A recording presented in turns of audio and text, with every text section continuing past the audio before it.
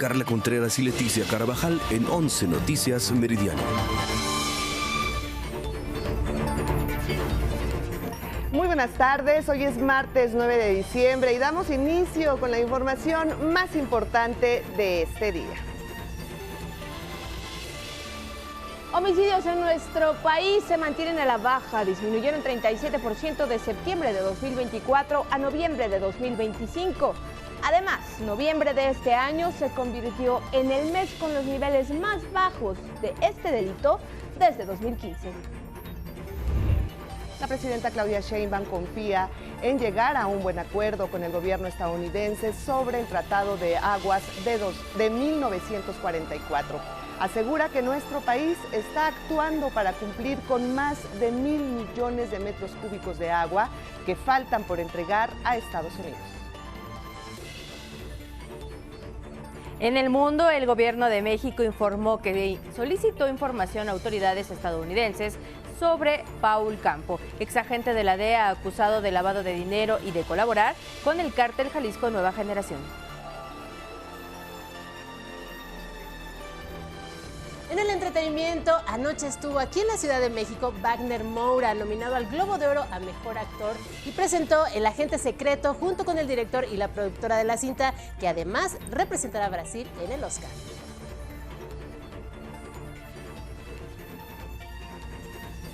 En la cultura, el Cascanueces con la Compañía Nacional de Danza ya tiene fechas para su temporada decembrina.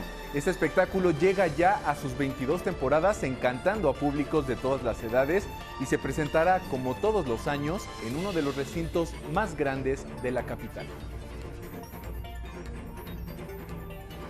Y en la ciencia se acerca la Navidad y si usted está pensando comprarle un nuevo teléfono a su bendición, pues tal vez no sea la mejor idea y aquí le vamos a decir por qué. Y en los deportes, Cruz Azul debutará en la Copa Intercontinental. Va por otro capítulo en la historia mexicana a nivel mundial. Necaxa, Pachuca y Tigres ya han brillado. Ahora le toca a la máquina.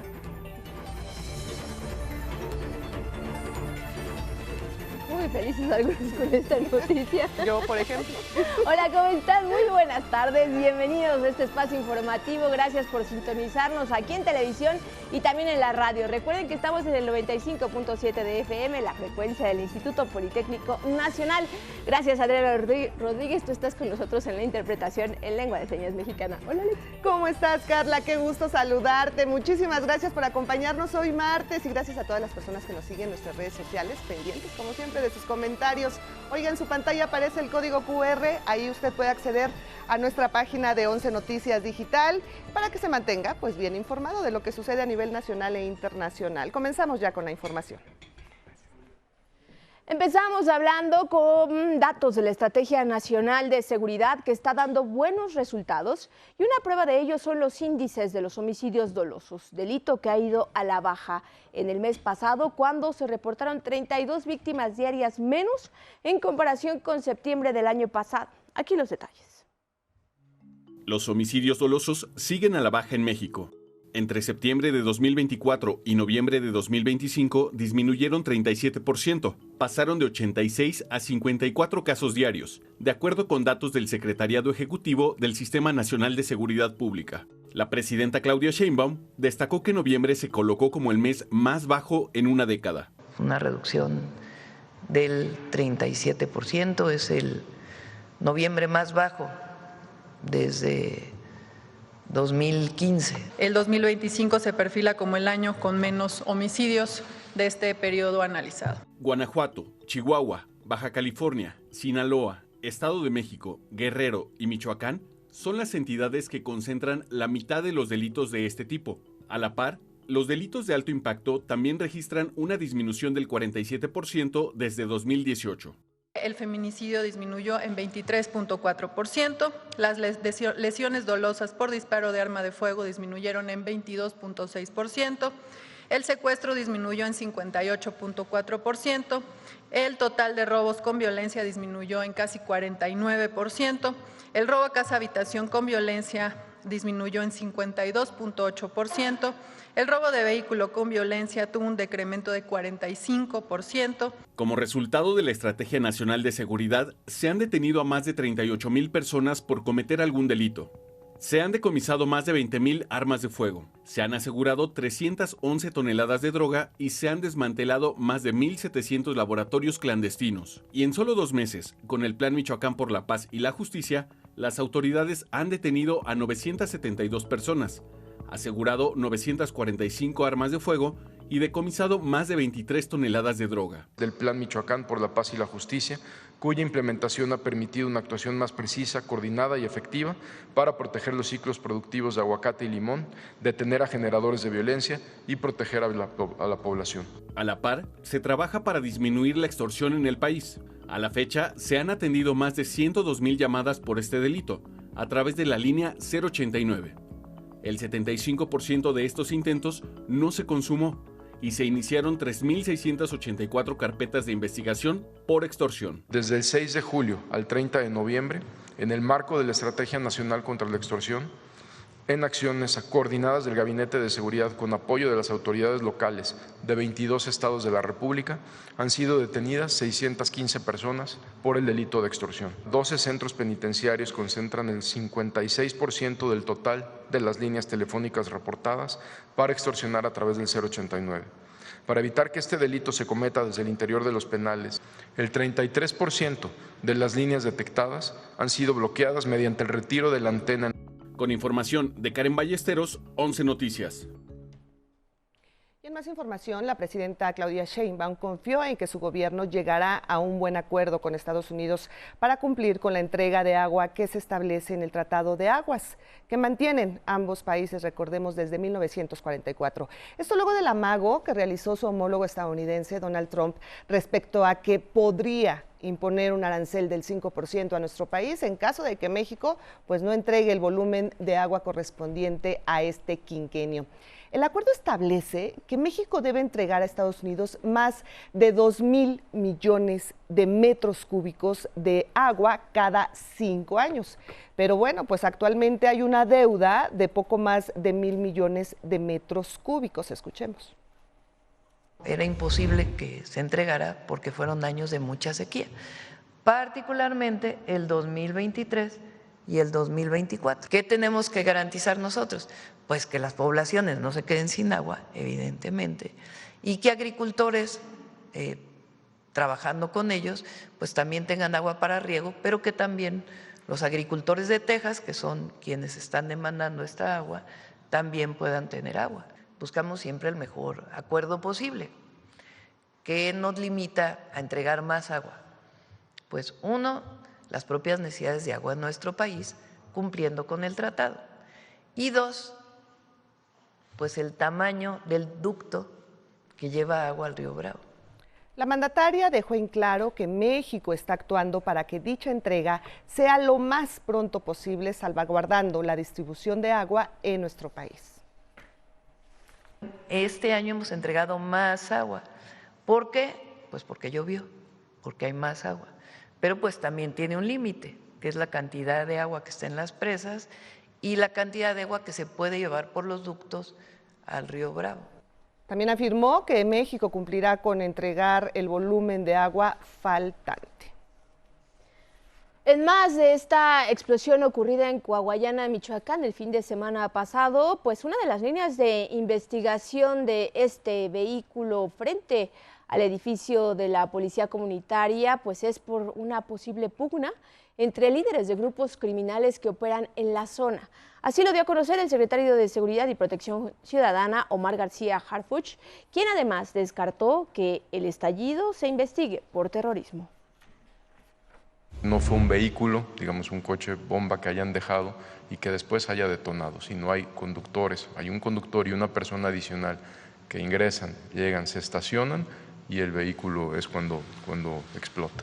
Esta es una pugna entre un grupo afín a Cártel Jalisco y a otro grupo que son Cárteles Unidos, una pugna de dos personas y líderes que están en la zona muy específicos, que fue una pugna entre ellos, no fue un ataque directo a la policía comunitaria que está vinculado con uno de estos líderes.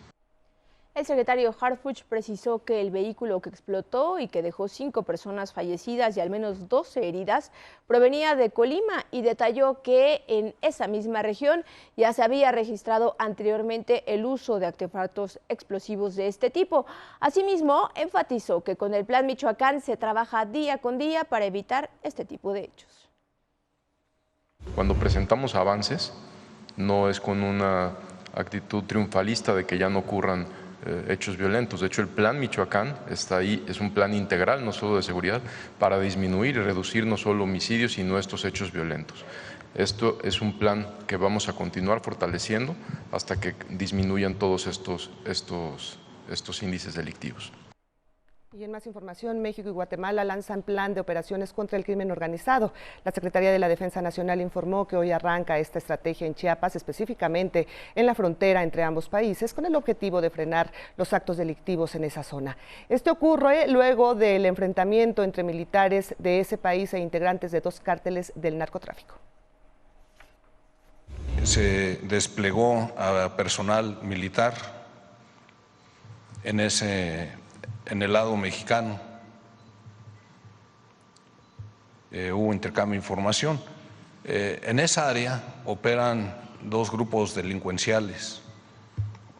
Uno pertenecen al cártel de Sinaloa y otro al cártel de Chiapas y Guatemala. El titular de la Secretaría de Seguridad Ciudadana de la Ciudad de México, Pablo Vázquez, informó que se detuvo a Yael N., quien está relacionado con el homicidio de Brian Nicolás Vicente Salinas, regidor del Ayuntamiento de Reynosa, Tamaulipas. El secretario informó en sus redes sociales que, de acuerdo con las primeras investigaciones, el día del asesinato el hombre acompañó al regidor al departamento donde se hospedaba en compañía de otra persona. El joven funcionario asesinado el pasado 5 de diciembre estaba de visita aquí en la capital y en su municipio encabezaba la Comisión de Género y Equidad en el Cabildo, además de que realizaba labores de activismo en favor de la comunidad LGBTIQ+, así como de los derechos sexuales. Así es, bueno, vamos a pasar a otro tema y vamos a hacer contacto con mi compañero Axel Meneses hasta la Cámara de Diputados, donde pues se lleva a cabo su sesión ordinaria. ¿Qué está sucediendo por allá, Axel? Muy buenas tardes, gusto en saludarte. Cuéntanos qué temas se están tratando. Carla Leti, ¿qué tal? Muy buenas tardes. Así es, aquí en la Cámara de Diputados se discute ya reformas a la Ley General de Salud que tienen como objetivo que la Secretaría de Salud retome la rectoría de todo el sistema de salud en el país y también fortalecer a la COFEPRIS en temas de regulación. También lo que incluye esta reforma es la prohibición de los vapeadores de los cigarrillos electrónicos, dijeron Morena y Aledos, con el objetivo de cuidar la salud de las y los mexicanos. Hoy se aprueba la prohibición total de estos cigarrillos con penas y sanciones a las personas que los comercialicen o que los almacenen. Escuchemos. No se sancionará al consumidor individual. La sanción recae únicamente en quienes pretenden adquirir estos dispositivos con fines de comercialización, distribución o lucro. ¿Qué fue lo que dijo la oposición sobre la prohibición de estos cigarrillos electrónicos? Dijo que ahora el mercado negro del crimen organizado serán los que comercialicen con este tipo de cigarrillos, por lo que dijeron se debe apostar por la regulación. Hoy esta ley suena a salud, pero huele a otra cosa. Parece escrita, cabildeada y diseñada para que el crimen organizado siga creciendo y lucrando. Esto no es salud pública. Carla Leti, se esperan varias horas de debate aquí en la Cámara de Diputados. Nosotros estaremos al tanto de la votación aquí en el Palacio de San Lázaro. En las imágenes, mis compañeros Darío Hernández y Andrés Reyes, la información. Muy buenas tardes. Gracias, Axel. Pendientes. Buenas tardes. En información del Senado, el presidente de la Junta de Coordinación Política, Adán Augusto López, hizo un extrañamiento a Google y le pidió detener la difusión de videos fraudulentos que suplantan la identidad de la presidenta Claudia Sheinbaum con inteligencia artificial. Explicó que son anuncios en los que se pide a la ciudadanía invertir dinero a cambio de ganancias cuantiosas. En una carta dirigida al jefe de Relaciones Gubernamentales y Política Pública de Google México, Hugo Martínez, Adán Augusto señaló que los materiales aparecieron etiquetados como patrocinado, lo que por sí mismo dijo evidencia que hubo financiamiento detrás de su difusión y que la plataforma obtuvo un beneficio económico al permitirlos. El morenista señaló que esto no se trata de libertad de expresión, sino de una estrategia que promueve la comisión de un ilícito. Afirmó que es un uso deplorable el que se le da a la plataforma que, entre otras cosas, se caracteriza por su rigidez en el cumplimiento de las normas para su uso y para prevenir la comisión de delitos. Y pues previo a la sesión de este martes, el presidente de la Jucopo dijo que no ha recibido respuesta alguna de Google a su carta.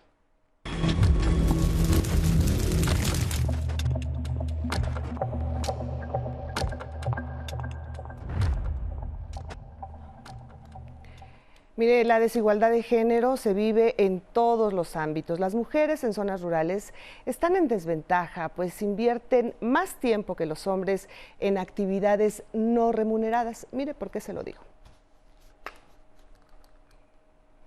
Pues sí, esta es parte del trabajo que hemos venido haciendo por los 16 días de activismo en contra de la violencia hacia las mujeres, y este es un trabajo especial. Vamos a verlo.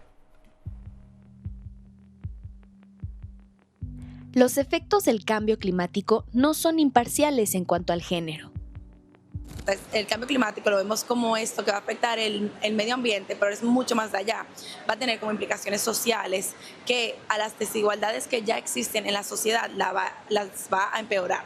Las mujeres, especialmente quienes viven en zonas rurales y pobres, sufren más por sequías, inundaciones y escasez de recursos. Son ellas quienes mayormente se encargan de obtener agua, alimentos y energía para el hogar. En México, las mujeres emplean 2 horas y 40 minutos a la semana en acarrear agua, mientras que los hombres 2 horas. De manera general, para nosotras, la carga de trabajo es mayor. Se observa tan solo en las labores domésticas y de cuidado no remuneradas. Las mujeres mexicanas casi triplican el tiempo dedicado si se compara con los hombres mexicanos.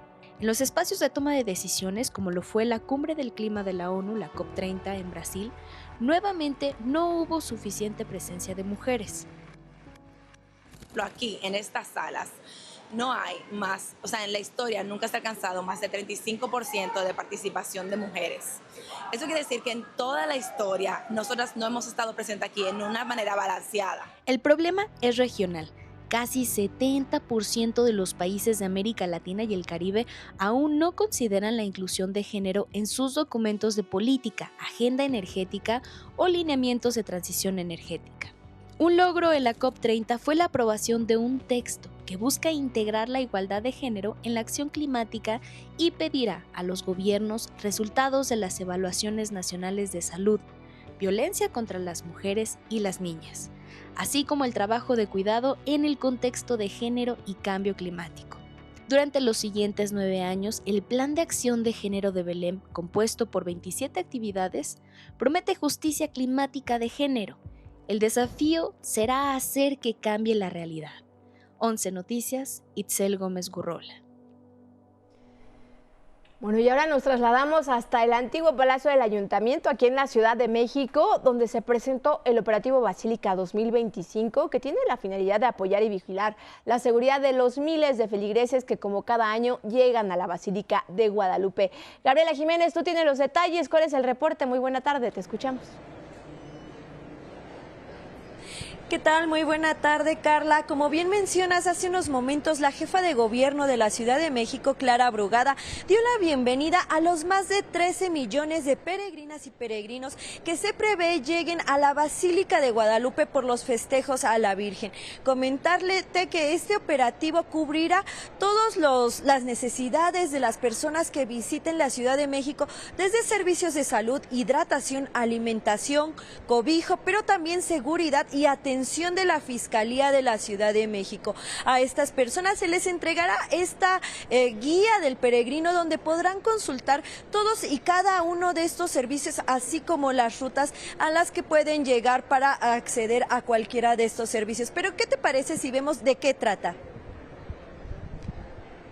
Más de 100,000 elementos entre personas con distintas funciones, con distintas tareas de movilidad, de seguridad, de salud, de acompañamiento. Y hago un llamado a los y las capitalinos, capitalinas que puedan apoyar a los peregrinos con hospitalidad y cariño, con el calor y la solidaridad que distingue a nuestra ciudad. A partir del día de hoy hasta el domingo 14 de diciembre, la Secretaría de Seguridad Ciudadana realizará un despliegue operativo de 5,080 policías, como ha informado la jefa de gobierno, apoyados con 255 patrullas, 73 motocicletas, 15 grúas, 2 drones, 13 ambulancias, 5 motoambulancias del Escuadrón de Rescate y Urgencias Médicas.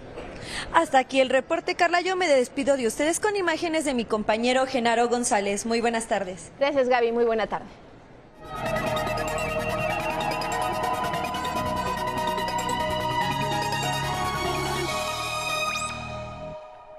Mucha información con Carlos Guevara en 11 Lab. Buenas tardes, ¿cómo estás, Carlos? Hola, buenas tardes. Buenas tardes también para usted. Y sí, hay mucha información, pero primero vamos a enlazarnos con mi compañero Rafael Guadarrama, que nos tiene información sobre recuperación de poblaciones de especies nativas de peces en el lago de Pátzcuaro, allá en Michoacán, un lugar muy, muy importante. Para esto, adelante con tu reporte, Rafael.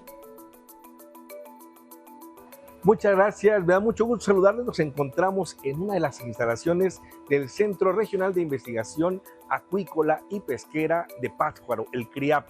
Es una instalación que pertenece a la Secretaría de Agricultura Federal.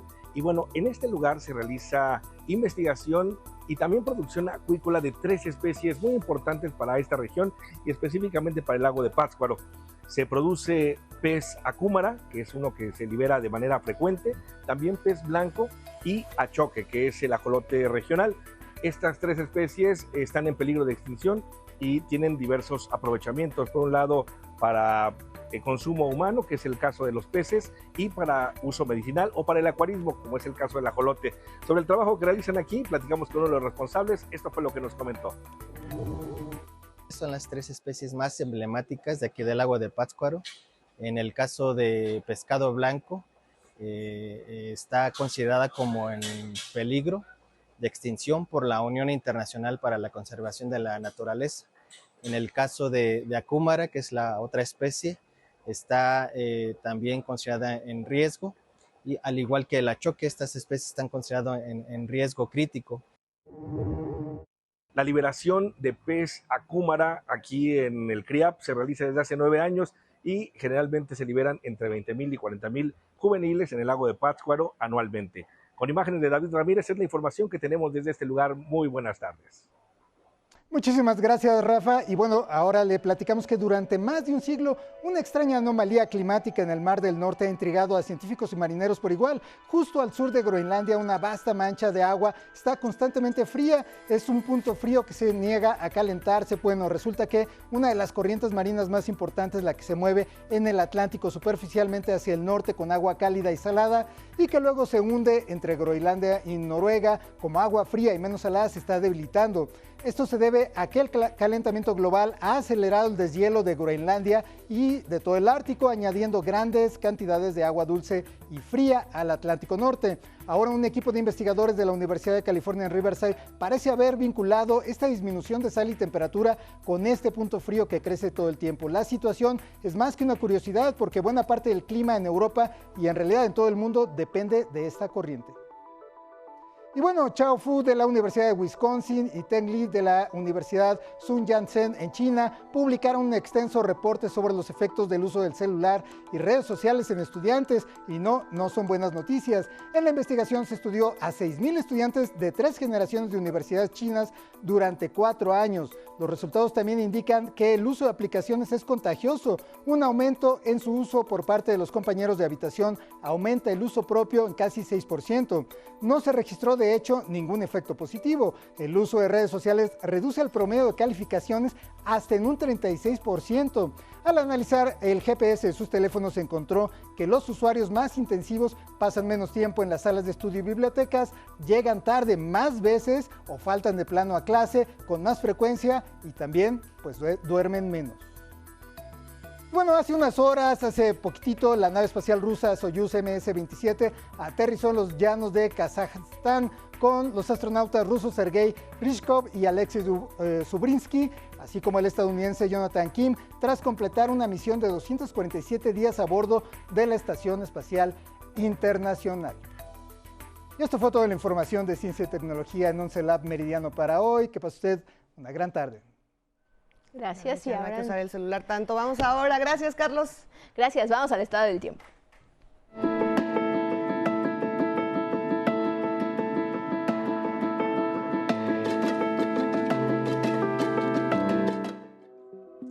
Muy buenas tardes, Carla, Leti, amigas, amigos de Canal 11. En cuanto a la información meteorológica, el sistema frontal número 19 se ha estacionado sobre el sureste mexicano y a lo largo del día generará lluvias fuertes e intensas en regiones de Veracruz, Oaxaca, Tabasco y Chiapas. Protección Civil del municipio de Teapa, allá en Tabasco, reporta el incremento considerable del nivel de los ríos Teapa y Pichucalco y pide a la población que habita en las inmediaciones de ambos afluentes seguir las recomendaciones de las autoridades, ya que este martes las precipitaciones se concentrarán justo en todo el sureste mexicano, pero también apreciamos el importante ingreso de humedad procedente del Océano Pacífico y a partir de este 9 de diciembre generará lluvias y chubascos con descargas eléctricas en Nayarit, Jalisco, Colima, Michoacán, Guanajuato y también en el Estado de México. En la Ciudad de México tendremos más sol en comparación al día de ayer, permitiendo el incremento de las temperaturas un par de grados. Hoy llegaremos a los 22 de máxima, aunque volverá a refrescar hacia horas de la noche. La probabilidad de lluvias es del 80%, especialmente en las demarcaciones del poniente y sur de la capital del país. Hasta aquí el pronóstico del tiempo. Por favor, cuídense mucho, especialmente amigas, amigos del sureste mexicano, por las precipitaciones esperadas durante esta jornada. Mi nombre es Ismael Marcelo y nos vemos el día de mañana.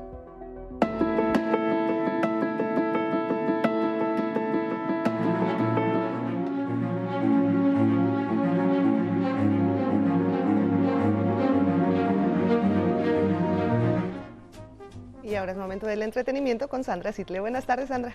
Hola.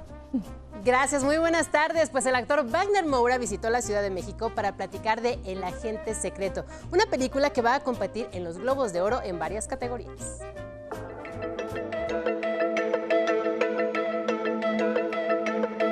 Él es Marcelo, un profesor universitario que huye de la corrupción en medio de la dictadura militar brasileña.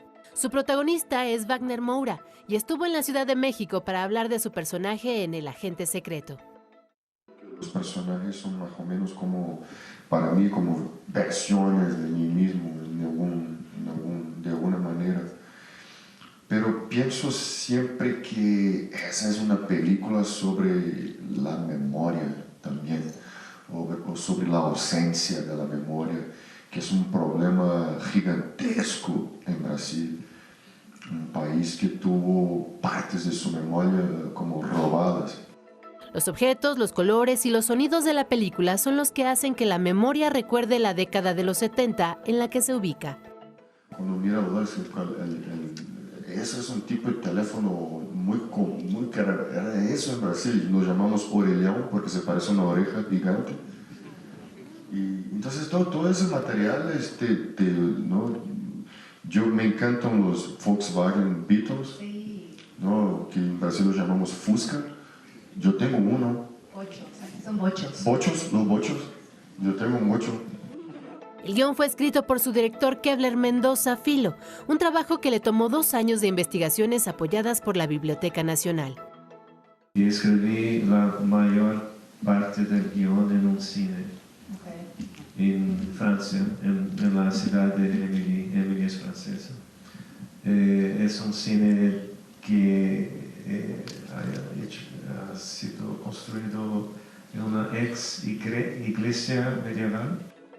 El agente secreto está nominada a Globo de Oro a Mejor Película de habla no inglesa, y Wagner Moura es el primer brasileño nominado a Mejor Actor Dramático. Su estreno en cines será en febrero de 2026. 11 Noticias, Sandra Sitle. Y todo está listo para la llegada de Bad Bunny al estado GDP de la Ciudad de México. Mañana va a ser el primero de 8 conciertos que va a realizar, y la Cámara Nacional de Comercio, Servicios y Turismo capitalina estimó que dejarán una derrama económica de más de 3.200 millones de pesos. 70% provendrá de la venta de boletos, 17% del consumo de alimentos y bebidas y 13% al incremento en la ocupación hotelera. Se espera que los hoteles, por ejemplo, de zonas cercanas alcancen hasta 90% de ocupación, pues se espera la llegada de sus otros países, los fans, y de otros estados de la República. Y eso brilla como bling bling. Vamos a besarnos frente a la zona. Vamos a quedarnos por Maya. Este martes falleció Jorge Martínez, también conocido como Jorge Ilegal, líder y vocalista de la banda española Ilegales.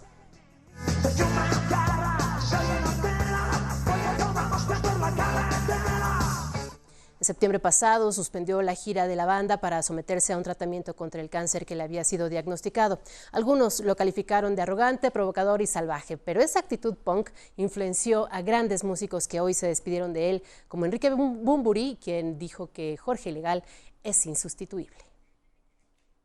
La información. Muy buenas tardes, Carla Leti. No puedo creer que una sola persona deje esa derrama económica aquí en la Ciudad de México, y sobre todo un cantante como Bad Bunny, que a veces o lo amas o lo odias, ¿no? Sí, puede ser como muy dividida la opinión que puedan tener de él, pero sí, la gente hace lo que sea posible por venir a verlo. Gente de 77 países vienen a la Ciudad de México. 77 países solo a ver a Bad Bunny. Solamente a ver a Bad Bunny. No, y que los boletos se agotaron en horas, así es que pues ahorita estará la reventa a lo más que da, pero pues bueno, confiemos en que todo salga. Sí, hay que tener bien. mucho cuidado también, porque se hacen muchos fraudes con los boletos de los conciertos, entonces hay que tener mucho cuidado con lo que compramos, en dónde lo compramos sobre todo. ¿Vas a ir? Y pues sí, por supuesto, vamos a ver qué es lo que sucede. Hay que hacerlo. Un poco, fíjate que este último álbum sí me llamó más la atención de lo que había hecho antes, y sí me da mucha curiosidad de saber qué es lo que va a traer a México. La producción. ¿Qué es lo que se puede ¿Cuándo vas? Exactamente. Yo voy el jueves, mañana vamos a estar ahí también, para dejarles todos los detalles que tengamos para el viernes para todo nos el cuentas público. todo.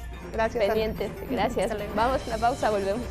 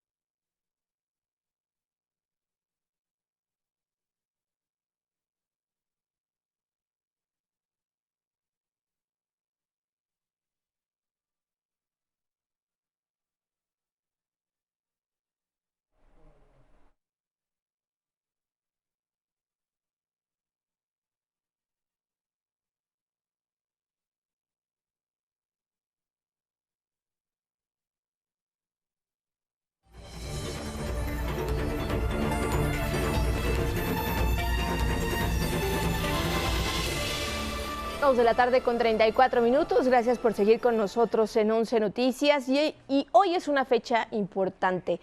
En 2003, la ONU estableció el 9 de diciembre como el Día Internacional contra la Corrupción. Una fecha para sensibilizar y destacar la importancia de la prevención y el combate a esta práctica que tanto daña a las sociedades. Y justamente para hablar de este tema, saludamos a Alejandro Encinas Nájera, subsecretario de Buen Gobierno de la Secretaría de la Función Pública. ¿Cómo está, subsecretario? Muy buena tarde. Carla, Leticia, un gusto saludarlas. Todo muy bien por acá. Gracias. Pues hablar un poquito. Desde la pasada administración se dijo que se daría un combate frontal a esta problemática y pues bueno, quisiéramos preguntarle en qué consiste la estrategia que está implementando el actual gobierno para la prevención de la corrupción en todos los niveles. Pues mira, por una parte tenemos que fortalecer el enfoque correctivo y sancionador, pero la verdad es que si nos dedicamos exclusivamente a sancionar nunca vamos a acabar con el problema. Entonces también estamos priorizando la otra herramienta que pues en el estado del arte en todos los países, digamos las economías avanzadas, también están dándole muchísimo peso al tema de la prevención. Es decir, a anticiparse al riesgo. Y nosotros lo que pensamos es que prevenir sale mucho mejor que sancionar, porque ya una vez que sucede el acto corrupto, es muy difícil resarcir los daños que generó. Entonces lo que nosotros estamos haciendo es una estrategia también de prevención, de mejora continua, de rediseño de procesos, para irle cerrando por diseño sistemático las ventanas y la oportunidad a la corrupción. Entonces estamos intercalando estas dos herramientas, por una parte la prevención, pero sí por otra parte también la sanción e incluso la denuncia penal. Nosotros, como Anticorrupción y Buen Gobierno, si bien no tenemos la atribución penal, sí podemos establecer denuncias penales y creo que con las nuevas autoridades de la Fiscalía General de la República se va a abrir una muy buena oportunidad para generar denuncias que sean de carácter robusto, con expedientes completos, pero que no se queden en la impunidad, porque el gran problema de la corrupción es cuando hay impunidad y lo que tenemos que lograr nosotros es que violar la ley sea mucho más costoso que cumplirla, de modo que los incentivos estén bien alineados y se genere una mayor percepción de riesgo del acto corrupto.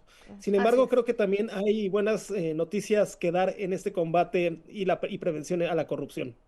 Efectivamente, subsecretario, me da muchísimo gusto saludarlo. Oiga, ¿por qué es importante hablar de corrupción? Pero además de esto que usted muy bien menciona y que es sumamente también importante, hablar de la prevención, pero también hablar de los daños que causa a la sociedad, me parece, ser conscientes del daño que causa la corrupción y también de fomentar la legalidad también desde casa, porque no nada más es en las instituciones. ¿Qué opina de esto? Sí, tenemos que fomentar una cultura de la legalidad. No es algo ajeno a nuestro país. Yo creo que nuestro pueblo tiene una reserva moral de valores, de principios como es la honestidad, el trabajo duro, la reciprocidad, el deber comunitario, el deber que uno tiene con la comunidad. Y hay que rescatar toda esa enorme tradición de nuestro pueblo. Y si bien son muy pocos los mexicanos que generan actos de corrupción, el impacto, el daño sí puede ser muy grave. La corrupción a nivel mundial representa el 5% del Producto Interno Bruto. Para darles una dimensión de lo que esto representa, con alrededor de 13, 14 veces menos recursos de los que se van por corrupción, se podría acabar con el hambre a nivel mundial. La corrupción inhibe inversiones, resta confianza en las instituciones, resquebraja el tejido social, genera asimetría en el acceso a servicios que deberían ser gratuitos y por derecho a todos. Y por tanto es fundamental trabajar de la mano de la sociedad. Nosotros partimos de un enfoque de responsabilidad compartida. Desde luego el gobierno tiene que hacer su parte, pero también sector privado y sociedad son muy importantes. Y por eso estamos sumando al sector privado.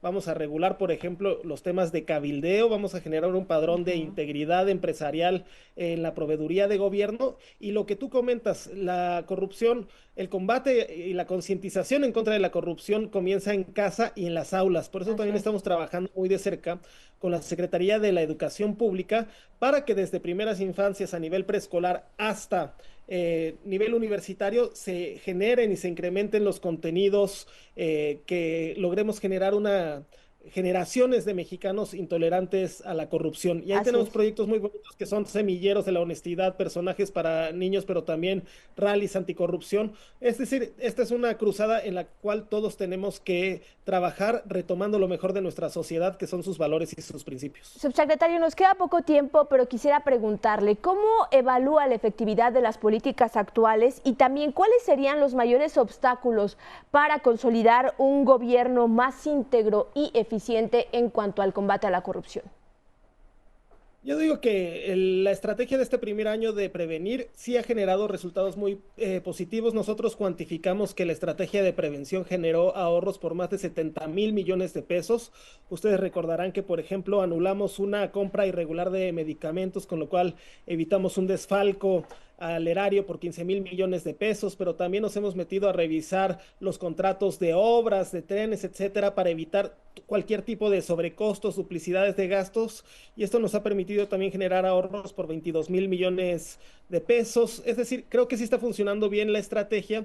Y respondiendo a la segunda parte de tu pregunta, uno de los desafíos es que el tema de corrupción está dividido, digamos, múltiples autoridades tienen atribuciones, entonces es algo fragmentado. Entonces tenemos que robustecer este sistema de coordinación y reitero, con los cambios que ha habido recientemente, la llegada de nuevos integrantes con una visión fresca e innovadora tanto al Tribunal Federal de Justicia Administrativa como a la Fiscalía General de la República, nos van a ayudar mucho a fortalecer este sistema que se tiene que complementar y dialogar entre sí. Solitos claro que sí. nadie puede, pero si todos trabajamos en equipo vamos a generar mucho mejores resultados. Sin duda, es un trabajo en equipo, en conjunto. Alejandro Encinas Nájera, subsecretario de Buen Gobierno, le agradecemos muchísimo esta comunicación y esperemos que haya muchas más en próximas ocasiones. Un gusto y saludos a su audiencia, Carla y Leticia. Gracias. Buena tarde. Buenas tardes. Bueno, continuamos con más información. En el Centro de Justicia Penal del Altiplano, en Almoloya de Juárez, en el Estado de México, inició la audiencia de imputación del exgobernador de Chihuahua, César Duarte, acusado ahora por la Fiscalía General de la República del delito de lavado de dinero. La defensa del expriista y exmandatario estatal presentará a la jueza de control un amparo que dicen les fue otorgado desde 2024 contra cualquier orden de aprehensión que le haya sido librada por algún delito distinto a los que enfrenta desde su primera detención. Sobre este delito, bueno, pues el exgobernador de Chihuahua y actual senador Javier Corral habló a 11 Noticias. Escuchemos. Son recursos del erario de Chihuahua que de manera ilícita se sacan del gobierno, se trasladan a través del sistema financiero a cuentas personales de él, de su familia, de sus cómplices, y se utiliza pues en beneficio propio. Señaló que Duarte enfrenta una denuncia de carácter penal por parte de la Comisión Nacional del Agua por acaparamiento indebido, por la construcción de presas ilegales en sus propiedades. Él acapara alrededor de 50 millones de metros cúbicos de agua. O sea, no solamente se robó los recursos del pueblo de Chihuahua, también se ha robado el agua de los chihuahuenses en sus ranchos. En la Suprema Corte de Justicia de la Nación, Israel Vallarta ofrece una conferencia de prensa y ahí estás tú, Gilberto Molina, con todos los detalles. Muy buena tarde, adelante, te saludamos con gusto. Hola, ¿qué tal? Carla, Leti, muy buenas tardes. En efecto, nos encontramos frente a la Suprema Corte de Justicia, donde hace unos minutos Israel Vallarta ofreció una conferencia de prensa hoy que se cumplen 20 años de su detención, acusado de secuestro y como parte de un montaje fabricado por la extinta AFI dirigida por Genaro García Luna, quien, como todos sabemos, fue sentenciado en Estados Unidos por narcotráfico. Vallarta fue liberado el pasado 1 de agosto porque, de acuerdo con una jueza federal, no se logró acreditar su responsabilidad en el delito de secuestro y también porque fue víctima de violaciones a sus derechos humanos. Dijo que no teme regresar a la cárcel luego de que la Fiscalía General de la República apeló su sentencia de libertad. Estas fueron sus palabras, Carla. Yo perdiera incluso ese amparo y una revisión, yo tuviese que volver a la cárcel, aquí frente a ustedes y de testigos, a ustedes mismos los pongo, a los medios de comunicación que esto escuchan, los invito para que me acompañen. Yo me entregaría ante el juez. Y también hizo el siguiente llamado a la nueva fiscal Ernestina Godoy, a la que dijo solicitará audiencia. Veamos. Yo sí tengo confianza en que efectivamente usted, por fin, empiece una limpia, se promueva una reforma a las fiscalías, usted empezando por su propia casa. Sí, es necesario, es justo, es obligatorio, ya se haga una limpia, que aquellos antiguos fiscales, que son los mismos que se repiten y que de manera sistemática, no solamente permiten la tortura, sino también la avalan. Mi reporte, Carla, desde la Suprema Corte de Justicia, donde mañana el ministro presidente Hugo Aguilar Ortiz ofrece su primer informe de labores a poco más de 3 meses de que entraron en funciones las y los ministros elegidos por primera vez por el pueblo de México. Me despido con las imágenes de mi compañero Christopher Dávila. Muy buenas tardes, Carla. Estaremos muy pendientes, Gil. Muy buenas tardes. Gracias.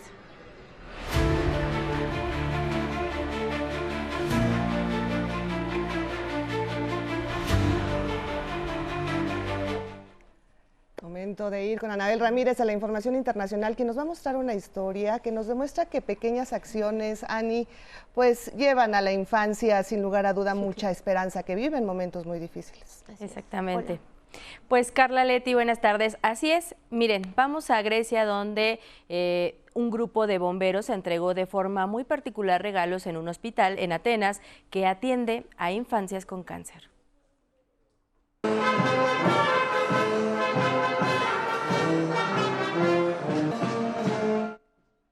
Los brigadistas descendieron con cuerdas a los balcones de las habitaciones de los y las jóvenes pacientes, mientras un bombero vestido de Santa Claus descendía de la grúa del camión de bomberos.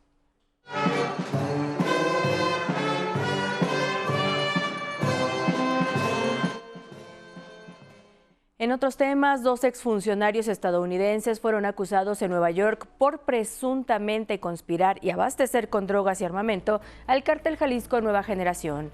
Paul Campo, exfuncionario de la DEA, y su supuesto cómplice Robert Sensi enfrentan 4 cargos federales por narcoterrorismo, terrorismo, distribución de narcóticos y lavado de dinero.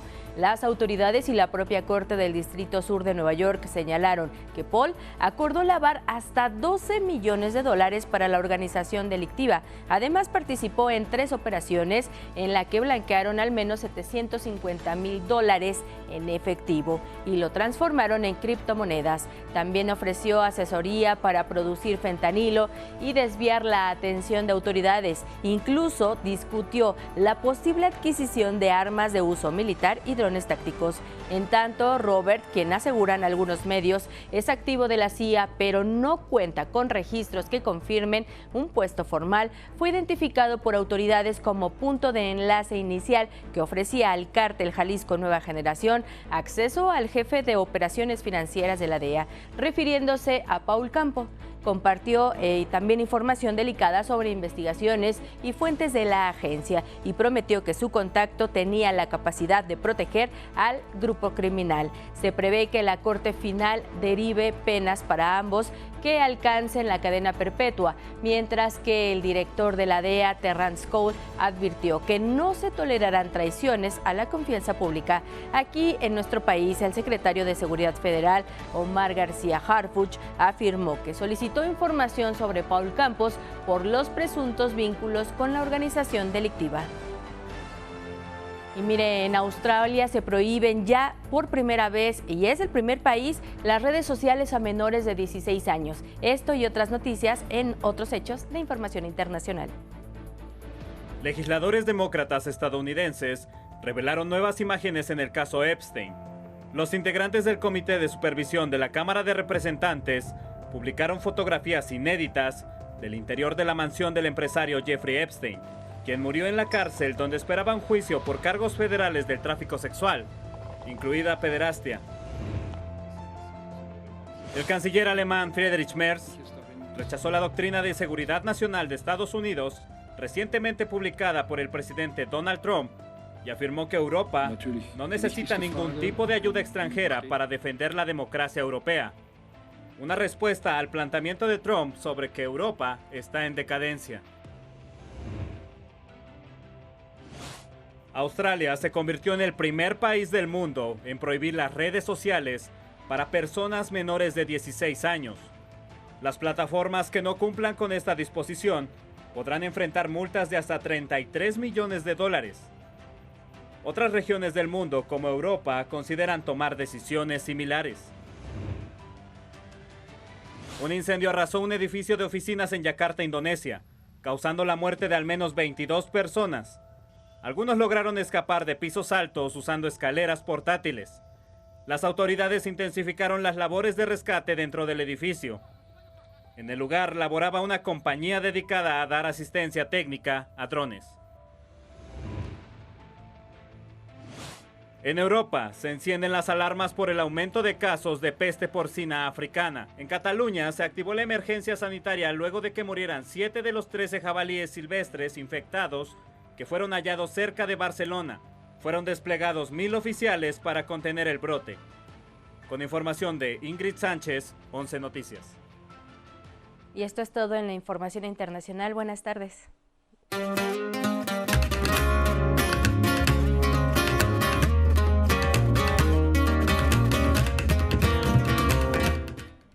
Gracias, Ani. Te vemos mañana. Muy buena tarde y nos vamos a la cultura contigo, Mauricio Romo. Y pues una obra que no puede faltar en esta temporada. ¿Cómo estás?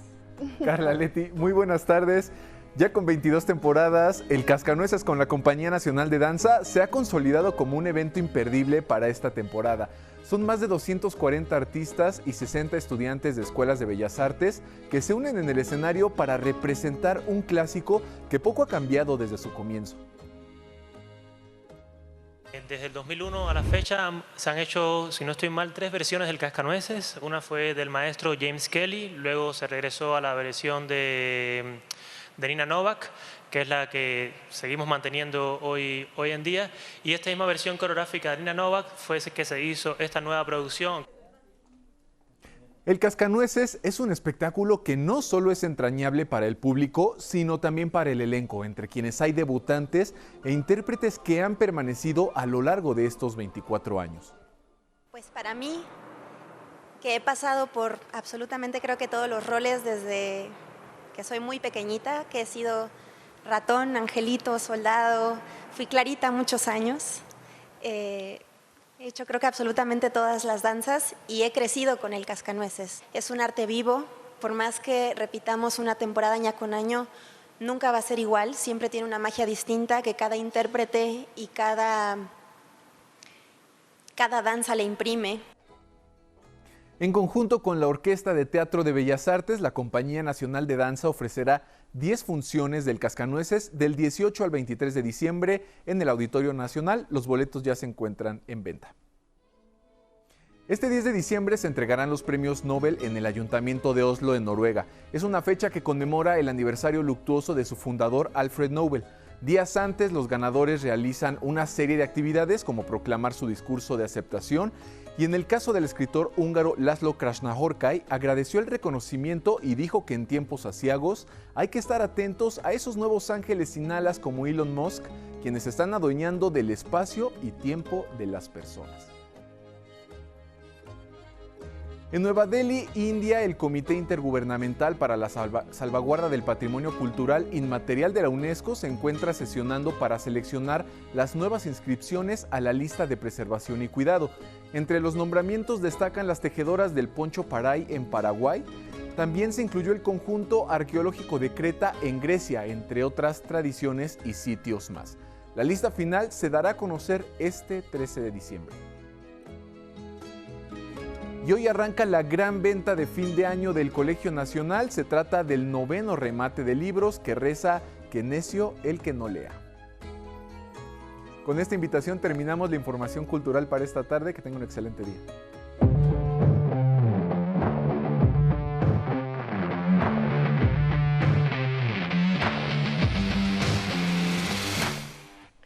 Gracias, Mauricio. Vamos ahora a los deportes con Vianey Zárate. Vianey, ¿no te emociona ver a mi Cruz Azul en los escenarios internacionales triunfando? Yo sé que sí, ¿no?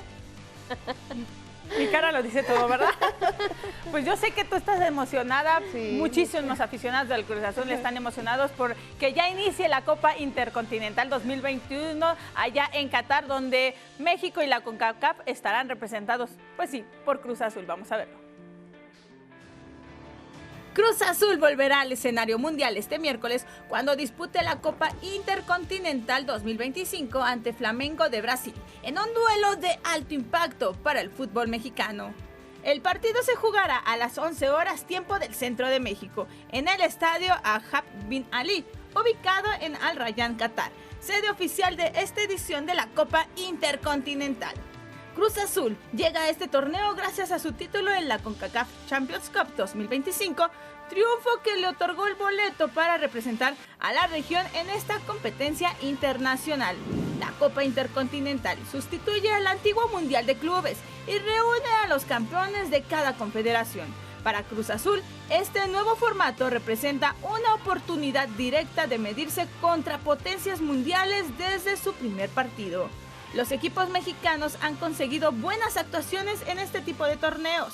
Necaxa subió al podio en el año 2000 al vencer al Real Madrid y lograr el tercer lugar. Pachuca y Monterrey también sumaron terceros lugares en 2017 y 2019 respectivamente, mientras que Tigres ha conseguido la mejor actuación de la historia para la Liga MX, al ser subcampeón en el 2020. Por su parte, Cruz Azul ha participado una sola vez, en 2014, cuando alcanzó las semifinales y finalmente terminó en cuarto lugar. Hoy, 11 años después, la máquina busca superar aquel resultado y dar un paso histórico en esta renovada Copa Intercontinental. 11 Noticias, Vianey Zárate. Y mire, hoy regresó la bendita Champions League con la jornada 6, la cual tendrá duelos decisivos que definirán las aspiraciones de los equipos a la siguiente ronda. El telón lo abrieron Olympiacos con una victoria de 1-0 ante el Kairat, mientras que el Bayern Múnich venció 3-1 al Sporting Lisboa y sigue la pelea por el liderato. En estos momentos, el Barcelona en el Camp Nou recibe al Frankfurt en un partido crucial para que el equipo culé debe ganar sí o sí si quiere avanzar a los octavos de final. Mientras tanto, el Inter de Milán, que está en la pelea por el liderato, se mide ante el Liverpool. Otro duelo atractivo de esta tarde es el de Atalanta contra el Chelsea. Ambos buscan afianzarse en la parte alta de la clasificación, mientras que el PSV y el Atlético de Madrid, a pesar de estar ya seguros en la zona de clasificación a playoffs, buscan la victoria que les dé la opción de clasificar directo a los octavos de final. Y vámonos a la Fórmula 1 porque el piloto mexicano Patricio O'Ward, quien compite en la IndyCar, se unirá a la lista de 10 pilotos novatos que participarán en las pruebas de postemporada en Abu Dhabi este martes. Lo hará para la escudería McLaren, actual monarca en el campeonato de constructores. En la NFL terminó la semana 14 con el Monday Night Football en duelo cerrado. Los Cargadores de Los Ángeles vinieron de atrás para vencer 22-19 en tiempo extra a los actuales campeones, las Águilas de Filadelfia. Con este triunfo, los angelinos se afianzan en el segundo lugar de la oeste de la americana con 9 partidos ganados y 4 perdidos. Y mira, el tenista Novak Djokovic entendió la conversación futbolera al asegurar que la final del Mundial 2026 será México contra Portugal y los lusos se van a coronar campeones. El serbio dio el pronóstico durante su visita al Gran Premio de Abu Dhabi de la Fórmula 1. Hasta aquí toda la información deportiva. ¿México será campeón? Eso dice Novak Djokovic, compañeras. ¿Será? Yo fue lo que me quedé pensando. Ojalá que sí. Ojalá. Y mañana si alguien busca a Leti va a estar en el partido a las 11. A las 11 no entro junta. Puesta para ver a Cruz Azul. Nos vamos. Gracias por acompañarnos en esta emisión. Muchísimas gracias. Gracias a Robert, gracias a Karen Kane y a Pierre Evolution por el vestuario. Nos vemos mañana.